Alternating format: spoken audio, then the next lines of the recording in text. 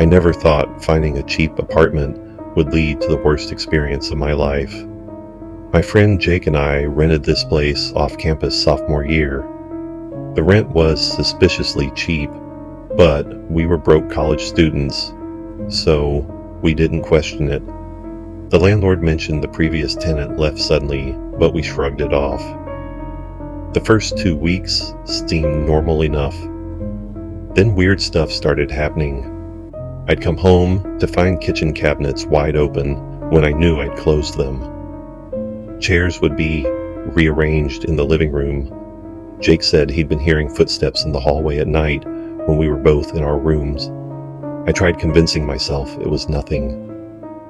Then, one night around 2 a.m., I woke up to use the bathroom and saw someone standing at the end of the hallway, just the silhouette of a man, completely still. I froze in my doorway, too terrified to move. Then he turned and walked straight into Jake's room. I ran in and flipped on the light. Jake shot up confused, asking what was wrong. I told him someone just walked into his room. We searched everywhere, closet, under the bed, nothing. He thought I was dreaming, but I knew what I saw. Things escalated quickly after that. We'd come home to find food eaten and dishes left in the sink. Our clothes would disappear and reappear days later in strange places. Late at night, we'd hear a man's voice talking to himself somewhere inside the apartment. One night, we were watching TV when the shower turned on by itself. We could hear water running and someone humming. Jake grabbed a baseball bat and we burst into the bathroom. Nobody there, just steam everywhere, and a message written in the condensation on the mirror. I live here too. We called the landlord immediately and demanded answers. After we threatened to break the lease, he finally came clean. The previous tenant, Marcus, had lived there for 3 years before losing his mind. He stopped going to work, stopped leaving the apartment entirely. When the landlord finally checked on him after 2 months of missed rent, Marcus was living like an animal with all the windows covered. They had to physically remove him, and he was committed to a psychiatric facility. The landlord admitted Marcus had been released a few weeks before we moved in, and a spare key was never accounted for. We started packing immediately. Jake went down to the basement storage area to grab boxes. He came back up pale and shaking, unable to speak. I grabbed the bat and went down myself. Behind some old furniture in the corner, someone had set up a living space. There was a sleeping bag, empty food containers, our missing clothes, and photos. Dozens of photos of Jake and me taped to the wall. Photos of us sleeping, eating, or watching TV. Someone had been living down there the entire time, watching us. We called the police right away. They searched, but found nothing. We didn't wait around.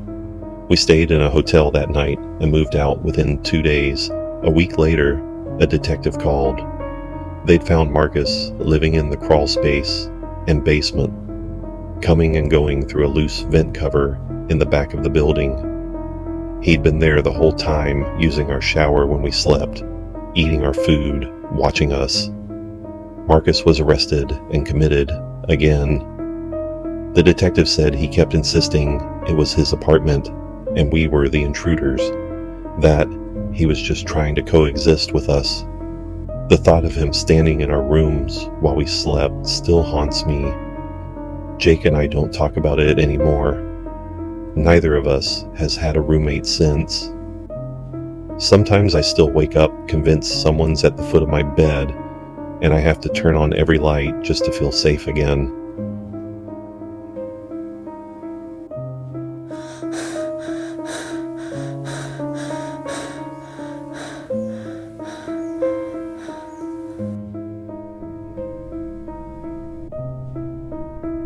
I never imagined answering a roommate ad would lead to discovering someone had been secretly living in my apartment for months, but that's exactly what happened.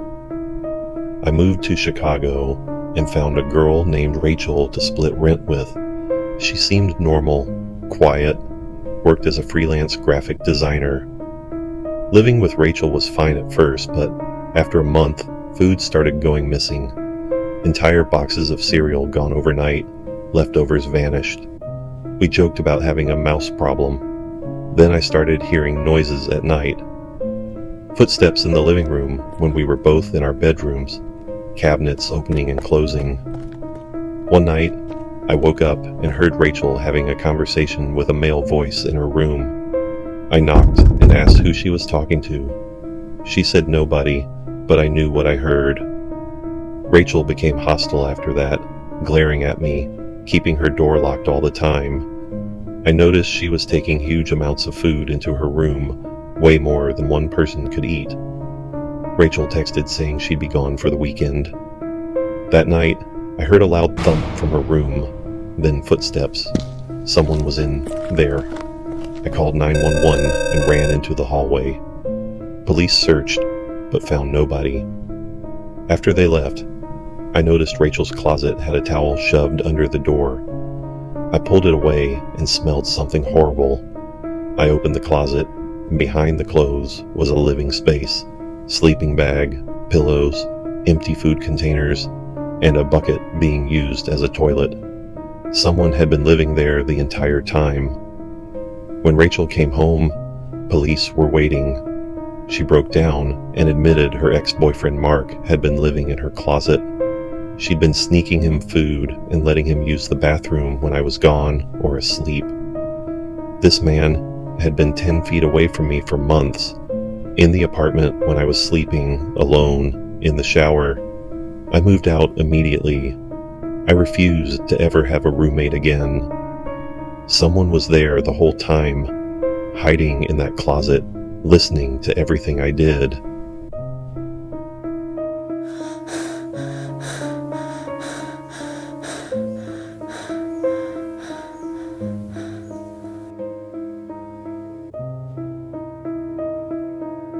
This happened in Austin, Texas, in September of 2024.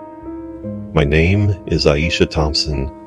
I'm 22 years old, a college student. I had just moved into a 2-bedroom apartment near campus, and I needed a roommate to help split the rent. I found one on a housing app. Her name was Maya. She was a graduate student, and she seemed normal enough. Maya moved in on September 1st. She brought barely any furniture and mostly kept to herself, polite but distant. The first strange thing I noticed was her bedroom door. It had 3 locks, a deadbolt, a chain, and a padlock on the outside. "That's a lot of locks," I said. Maya glanced at me and replied, "I like my privacy." "But you lock it from the outside too?" I asked. "When I leave," she said. I thought it was weird, but I didn't push it. Maya paid her half of the rent on time, kept the apartment clean, and never had people over. That was all I really cared about, but her routine stayed odd. Every day she'd come home around 6 p.m., go straight to her room, lock all 3 locks, and stay inside until morning. No dinner, no TV, no small talk, just locked in her room. For 2 weeks, everything was fine. Then one night around 2 a.m., I woke up to a sound, scratching, coming from Maya's room, slow and deliberate, like nails dragging across wood. I got out of bed and walked toward her door. The scratching continued. I knocked softly. "Maya, you okay?" The scratching stopped instantly. Complete silence. "Maya?" Nothing. I went back to bed, assuming she was awake doing homework or something. The next morning, she was in the kitchen making coffee, acting totally normal. "Hey, were you okay last night?" I asked.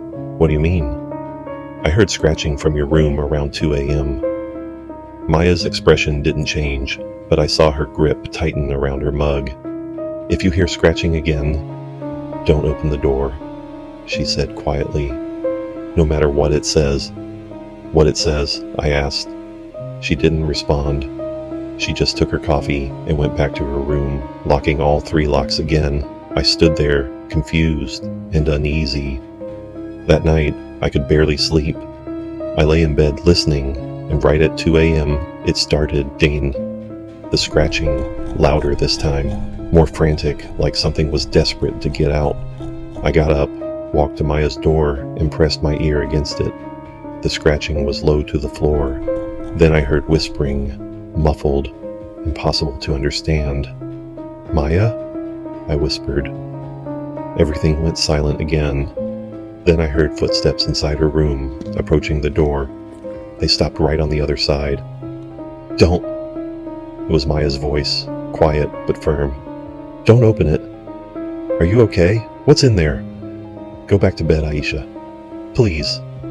I stepped back and returned to my room. I didn't sleep at all.